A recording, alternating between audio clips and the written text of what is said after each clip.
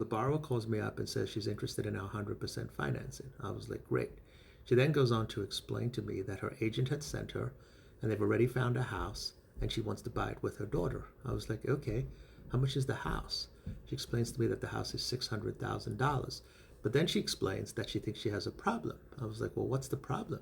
She explains to me that it might be her credit score. I was like, well, what's the issue with your credit score? What is your credit score?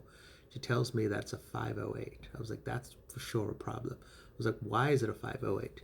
She goes on to tell me that she thinks it's because of a repossession in 2019. I was like, no, that's not what's affecting your credit score today. I was like, what happened in the last 12 months?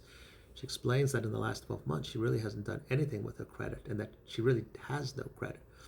I was like, okay, so first thing you got to do is establish a couple secure credit cards for 60, 90 days to establish a credit score. At that point, if you and your daughter get above a 640 credit score, we can get you 100% financing. She's like, well, can my daughter apply by herself? I was like, well, based on what you're telling me, her income's only $26,000 a year. She's never going to qualify for a $600,000 mortgage. You're going to need the combined income. So I then ask her about savings. She explains to me that she doesn't really have any savings, which is why she needs the 100% financing.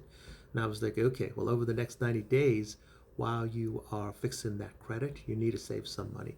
Because even if I get you 100% financing and the seller pays most of the closing costs, you're going to still need $4,000 to $6,000, even if it is 100% financing, because you can't get into a house for absolutely no money.